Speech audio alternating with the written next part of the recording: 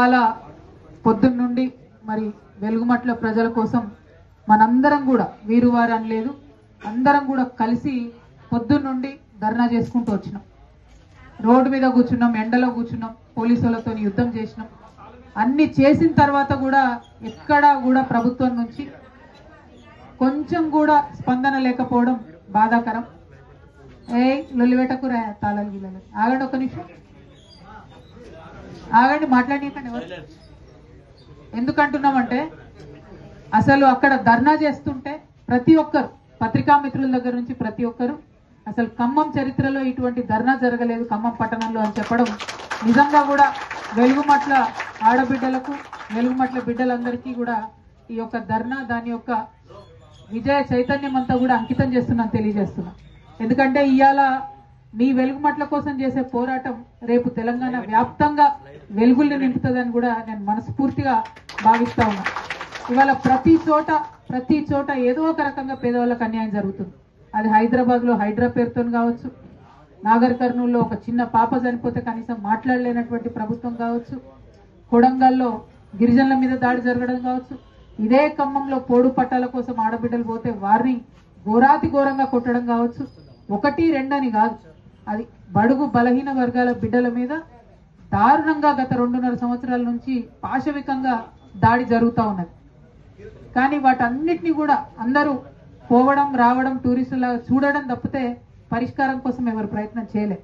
అందుకే వెలుగుమట్ల విషయానికి వస్తే నేను ఒకటే నిర్ణయం తీసుకున్నా, వెళ్ళాలి, వెళ్ళినామంటే పరిష్కారం అయ్యేదాకా అక్కడే ఉండాలి.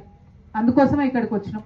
అందుకోసమే పొద్దున్న నుండి మనం ధర్నా చేసిన తర్వాత ఏమన్నా స్పందన వస్తుందేమో, కలెక్టర్ గారు వచ్చిపోతారేమో. ఎందుకంటే ఎంత దారుణంగా ఉంది ఇక్కడ కండిషన్. ఎందుకు ఉంచిన మనని ఇక్కడ తీసుకొచ్చి మన ఇండ్లకి వెళ్ళి బయటికి గుంజుకొచ్చి ఇక్కడ వేసిన తర్వాత కనీసం రావాలి కదా అని అడిగితే దాని మీద డిస్కషన్ లేదు. సరే, రోడ్డు మీద మీరు ధర్నా చేస్తున్నారు, డిస్టర్బెన్స్ అవుతుంది, మొత్తం అంతా ట్రాఫిక్ ఆగిపోయింది, పక్కన హాస్పిటల్ ఉన్నాయని పోలీసు వాళ్ళు చెప్పింది.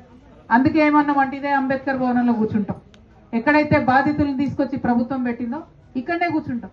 ఇది రోడ్డుకి ఉత్తల ఉంది, ఎవరికి డిస్టర్బెన్స్ ఉండదు, ట్రాఫిక్ ప్రాబ్లం ఉండదు. ఒకటే ఒక విషయం, నేను విశారద నాన్న ఇద్దరం కూడా నిరాహార దీక్ష చేసుకుంటూ కూర్చుంటాం ఇక్కడ. ఎన్ని రోజులైనా కానీ ప్రభుత్వం దిగి రావాలి. ఎక్కడైతే మన పేదవాడి ఇంటి మీద బుల్డోజర్ నడిచిందో అక్కడనే బిల్డింగ్ కట్టియాలి.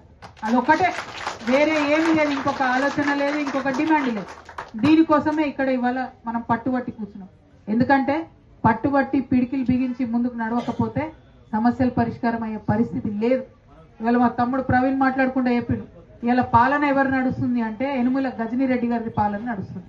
అన్ని మర్చిపోయినా, ప్రజాపాలన అన్నాడు. ఎక్కడుంది ప్రజాపాలన? ప్రజా వేదన ఉన్నది తప్ప ప్రజాపాలన ఎక్కడ కూడా లేదు. ఇవాళ ప్రతి చోట ఏడుపులు, వర్తనాదాలు, విభత్సమైనటువంటి పరిస్థితి ఉన్నది తప్పితే ఎక్కడ మంచి పరిస్థితి లేదు ఈ రాష్ట్రంలో. కాబట్టి రాష్ట్రంలో అనేక సమస్యలకు ఒక రే ఆఫ్ హోప్ గా, ఒక ఆశా కిరణంగా ఈ వెలుగుమట్ల పోరాటం నిలవాలని చెప్పి అందుకనే ఇక్కడ నిరాహార దీక్ష తలపెట్టడం జరిగింది. మరి నిరాహార దీక్ష ఇందాక విశారదన్ గారు చెప్పినట్టు మరొక సంయుక్త పోరాట విధానం. ఇది రాబోయే రోజుల్లో తెలంగాణలో పెద్ద ఎత్తున పోవాలి.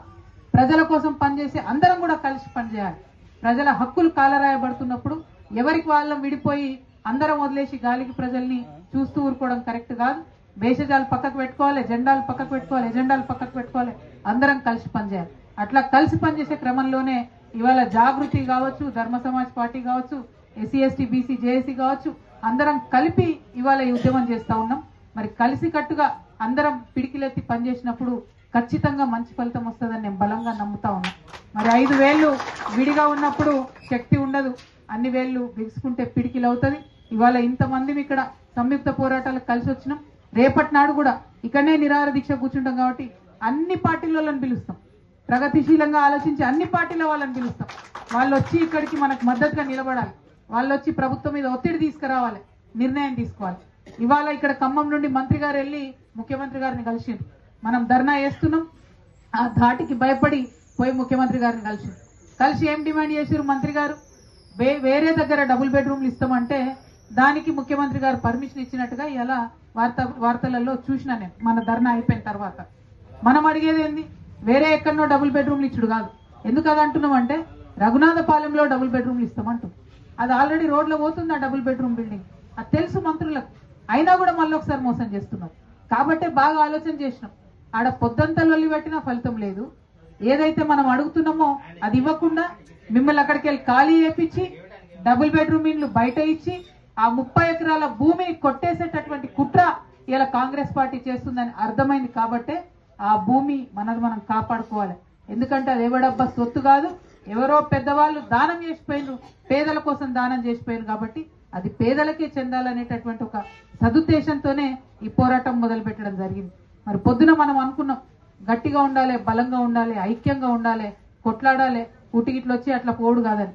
అందుకే ఇక్కడ మీ దగ్గరికే వచ్చి ఉన్నాం, ఇక్కడనే ఉన్నాం, మీతోనే ఉంటాం, ప్రభుత్వం దిగి వచ్చే వరకు కూడా ఇక్కడే ఉంటామని తెలియజేస్తూ మరి నిరాహార దీక్ష అనేటటువంటిది మన గాంధీ తాత చూపించిపోయిన తొవ్వ, అది ఇయ్యాలది కాదు. ఆయన అట్లా చేసి బ్రిటిష్ వాళ్ళు నిలగొట్టిండు. ఇవాళ ఇక్కడ ఉన్నటువంటి పాలకుల కళ్ళు తెరిపేయాలంటే కూడా మళ్ళా మన గదే గాంధీ తాత దిక్కు ఆయన చూపించే మార్గంలోనే ఇవాళ నిరాహార దీక్ష చేస్తా ఉన్నాం. ఖచ్చితంగా మనం వెలుగుమట్ల నుండి ఇచ్చేటటువంటి చైతన్యం రాష్ట్ర వ్యాప్తంగా కూడా చక్కగా ముందుకు పోతుందని చెప్పి, ప్రజా ఉద్యమాలు చేసే వాళ్ళందరిలో ఐక్యత నింపుతుందని చెప్పి, ప్రజా ఉద్యమాలకు 1000 ఏనుగుల బలాన్ని నిరాహార దీక్ష ఇస్తుందని చెప్పి బలంగా నమ్ముతూ నిండు మనసుతో నిరుపేదలకు న్యాయం జరగాలని ఈ దీక్ష చేపట్టినాం. ఈ దీక్షకు ఆ దేవుడి దయ ఉండాలి, ప్రజల మద్దతు ఉండాలి, ప్రగతిశీలంగా ఆలోచించే ప్రతి ఒక్క పార్టీ కూడా వచ్చి మద్దతు తెలపాలని కోరుతూ సెలవు తీసుకుంటున్నాను. జై తెలంగాణ, జై తెలంగాణ, జై తెలంగాణ. ఎవడబ్బా సొమ్మురా, ఎవడబ్బా సొమ్మురా, ఎవడబ్బా సొమ్మురా. జై తెలంగాణ, జై తెలంగాణ.